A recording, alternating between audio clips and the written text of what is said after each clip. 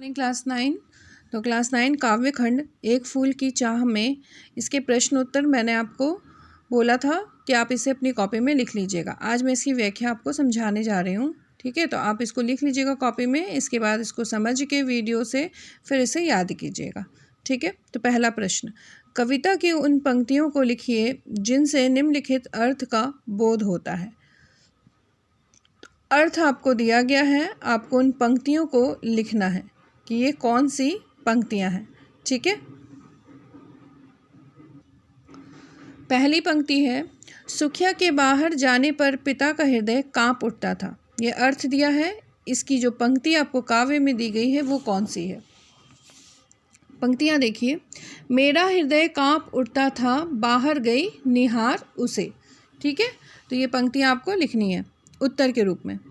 पर्वत की चोटी पर स्थित मंदिर की अनुपम शोभा। ऊंचे शैल शिखर के ऊपर मंदिर था, विस्तीर्ण विशाल, स्वर्ण कलश सर से विकसित थे, पाकर समुदित रवि करजाल।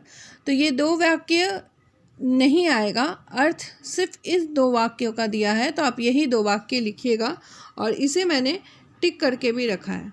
ठीक है,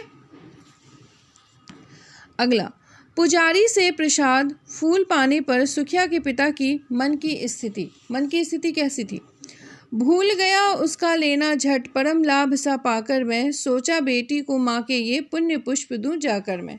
तो जब उसे प्रसाद मिलती है तो वो भूल जाता है सब कुछ। तो उसकी मन की स्थिति कैसी थी, भूले हुए मन की स्थिति थी। पिता की वेदना और उसका पश्चाताप। तो पिता किस वेदना से गुजरता है वो। अंतिम बार गोद में बेटी तुझको ले न सका मैं, हाँ एक फूल माँ का प्रसाद भी तुझको दे न सका मैं, हाँ। मतलब वो एक दुख से गुजर रहा है और प्रायश्चित भी कर रहा है कि मैं ना तो तुमसे मिल सका और ना तो तुम्हें एक फूल दे सका।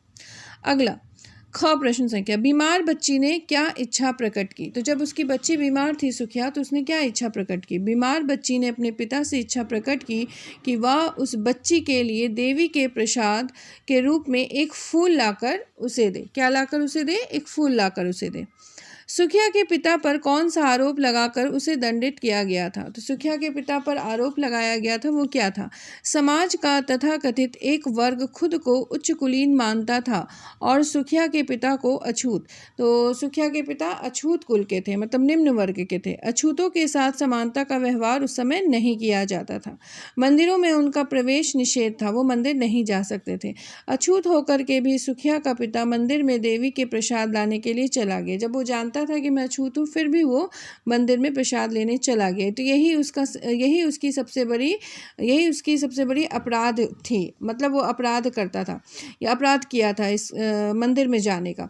न्यायालय ने उस पर आरोप लगाया कि उसके मंदिर में जाने से देवी का घोर अपमान हुआ है और उसे दंडित कर दिया जाए। तो जब उसने अपराध किया है तो उसे दंडित भी किया जाएगा, इसीलिए उसे सजा भी दी गई। जेल से छूटने के बाद सुखिया के पिता ने अपनी बच्ची को किस रूप में पाया। जेल में वो 7 दिन तक रहा और उसके बाद जब वो आया तो उसे अपनी बेटी किस रूप में मिली। जेल से छूटने के बाद सुखिया का पिता बच्ची को घर में ना पाकर सीधे शमशान घाट भागता हुआ गया। वहाँ उसके परिचितों ने, मतलब जान पहचान वालों ने पहले ही सुखिया को, यानी मृतिका जो मर चुकी थी, उसको अग्नि के हवाले कर दिया, यानी कि जला दिया था। अंतिम संस्कार कर दिया गया था। इस प्रकार सुखिया के पिता को उसकी पुत्री राख की ढेर के रूप में मिली। पुत्री नहीं मिलती है बल्कि राख का ढेर मिलता है।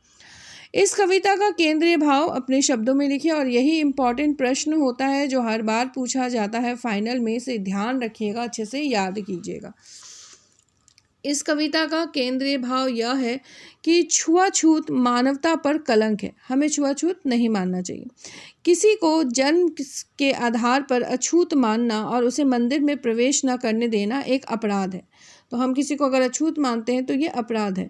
सुखिया के पिता को तथाकथित भक्तों ने केवल इसीलिए पीटा क्योंकि वह अछूत था। इस कारण उसे मंदिर में भी नहीं जाने दिया गया। न्यायालय ने भी उस पर अन्याय किया। उसे 7 दिनों की सज़ा केवल इसलिए सुनाई गई क्योंकि उसने मंदिर में घुसकर मंदिर की पवित्रता को नष्ट कर दिया, क्योंकि वो एक अछूत था।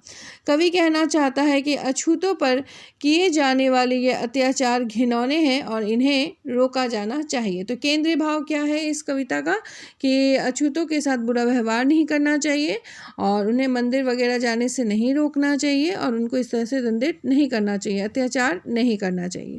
ठीक है, अगला प्रश्न अनिवार्य नहीं है इसलिए मैंने इसे काट दिया है, इसे आप छोड़ दीजिएगा कि इस कविता में कुछ भाषिक प्रतीकों बिंबों को छांट कर लिखना है, तो इसे मैंने काट दिया है, इसको आपको करने की आवश्यकता नहीं है। ठीक है, अब इसके बाद आपको अगला प्रश्न है, निम्नलिखित पंक्तियों का आशय स्पष्ट करते हुए उनका अर्थ सौंदर्य बताइए। तो ये मैं आपको अगले वीडियो में पोस्ट करती हूँ।